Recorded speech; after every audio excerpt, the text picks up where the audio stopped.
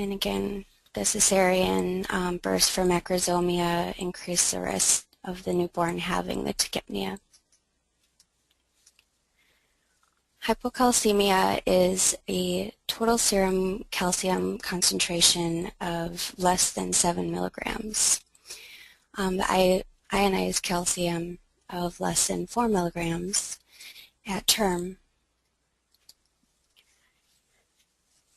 This occurs approximately 10 to 20% of deliveries of infants of a diabetic mother, and usually occurs or becomes apparent to us within the first 3 days.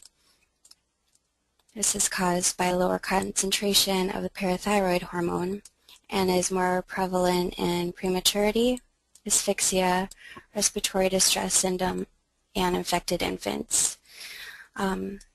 Sometimes it's asymptomatic, but levels should be checked if you're witnessing an infant that's having jitteriness, lethargy, apnea, tachypnea, or seizures. And I know with a lot of you see a lot of these symptoms in many different things, so my first thought wouldn't be hypocalcemia, but usually we're running a panel to see, that would be apparent at that time. And of course, if the infant's having seizures, there's a lot of other things that we're going to be doing as well. Hypomagnesemia is a serum magnesium of less than 1.5 milligrams. This occurs in 40% of the infants of diabetic mothers, and again is apparent to us within 3 days after birth.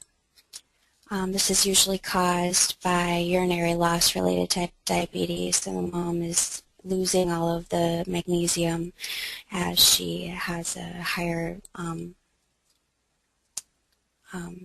loss of urine. This is also usually asymptomatic, but if an infant has hypocalcemia, they may not respond to that treatment until the hypomagnesemia is also corrected. Polycythemia is a central venous hematocrit of greater than 65. This occurs in 13 to 33% of infants of diabetic mothers. The symptoms of this one will be poor feeding, tachypnea, plethora, lethargy, cyanosis, irritability, respiratory distress, hyperbiliary, hypoglycemia, and thrombocytopenia. The treatment for this one is going to be to treat the underlying symptoms.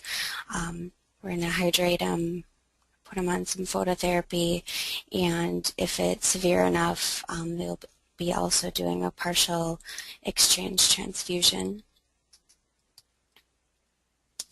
Hyperbilirubinemia occurs in 23 to 50% of infants of diabetic mothers, and this is related to poor maternal glycemic control. Macrosomic infants are at the greatest risk. They have an increased red blood cell production secondary to increased erythropoietin, results in an increased breakdown of red blood cells. So this causes increase in bilirubin production.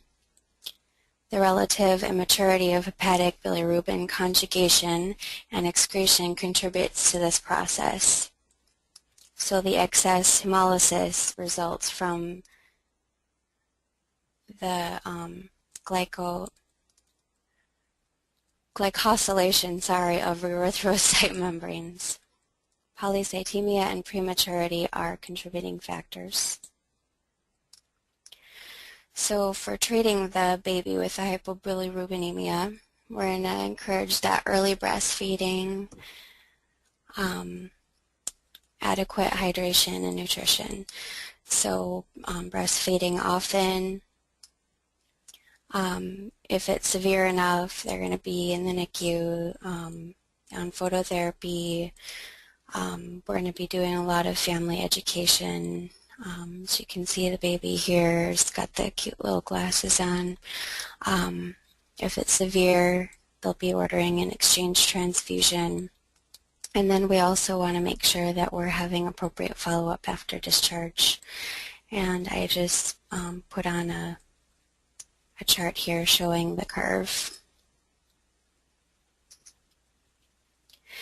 The neonatal assessment. So what we want to do is we want to do a chart review and a good handoff report.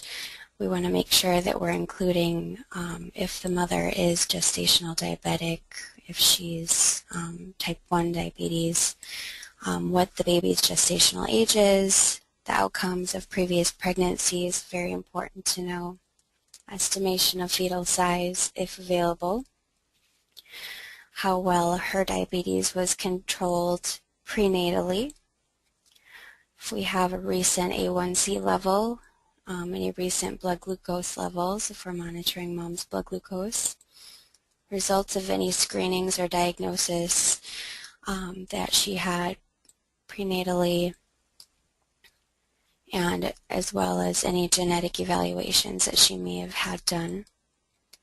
Antenatal fetal surveillance results, so if she had ultrasound biometry, amniotic fluid assessments, Doppler blood flow studies to the fetus, uroplacental circulation, or evaluation of biophysical fetal parameters. So what are the symptoms of hypoglycemia in the newborn? 50% of these infants are asymptomatic, which is kind of scary to me. Routine screening is recommended for that reason for all infants of diabetic mothers. So they're going to have a low temperature, less than 97 degrees Fahrenheit, hypotonia and lethargy. 81% of the infants who are symptomatic are going to have jitteriness and tremors. The seizures are many times mistaken for other symptoms. Apnea and cyanosis, of course, they're going to catch our attention right away. 47% of the infants will be experiencing that. Irritability, and then also this is suspected polycythemia, suspected sepsis, and the infants having abnormal or shrill cry. Feeding difficulties, sweating, grunting, tachypnea, and respiratory distress.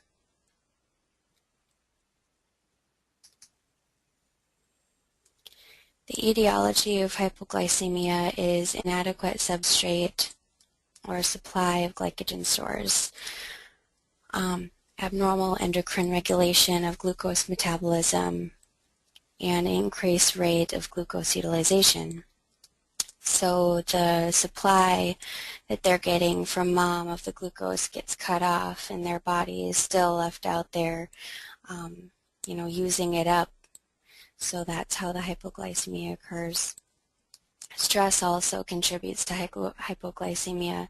So if you have a difficult birth where the infant experiences asphyxia and trauma, pain, if they're in a situation where they have hypothermia, they're going to be utilizing that glucose more quickly as well. So what we want to do is we want to reduce that glucose utilization as much as we can. We thoroughly dry the infant and place it skin to skin with the mother. And we're going to cover them with dry and warm blankets. We want to make sure that we keep the newborn's head covered up. Put on a nice clean cap. And then our blood glucose checks, we're going to be using a heel warmer to warm the infant's heel before we do the stick. This promotes increased circulation, and they recommend 3 to 5 minutes. This is kind of my favorite position for when I get the heel stick. I like to swaddle the baby, leaving the little foot sticking out here at the bottom. Dim the lights, providing comfort. A lot of people like to have the parents out when they're doing the procedures, but I like to let them stay at the bedside just to reassure the infant, give that infant the emotional support that it needs, because this procedure does hurt quite a bit. I always like to explain it to parents as like you're walking in the house in the middle of the night and you step on a Lego and you look down and it was hard enough to break the skin. So I think we'd all be howling. is up to each individual hospital whether they encourage or discourage the use of sweeties in infants of diabetic mothers. I've seen research studies go both ways. If you do use it, give it at least a minute to kick in before you do the heel stick, but they recommend not waiting longer than 2 minutes to let it affect the infant's glucose levels. We of course use alcohol wipe to clean the skin. Some other hospitals are using different cleaners.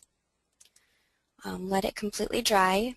Wet alcohol is the main reason why flu shots hurt. You get that sting that you kind of get, that's always the wet alcohol in there.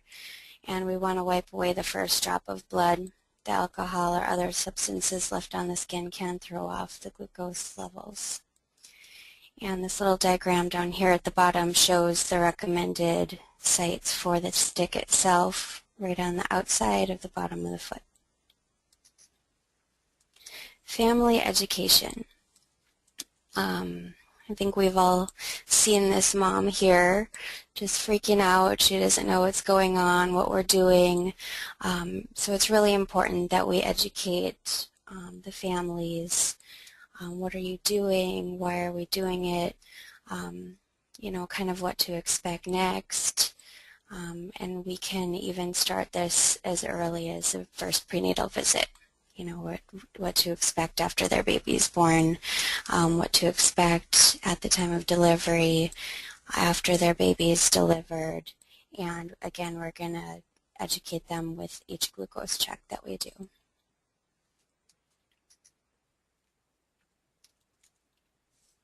So all infants at risk, all infants of diabetic mothers, should have a glucose level checked within the first 30 minutes of birth.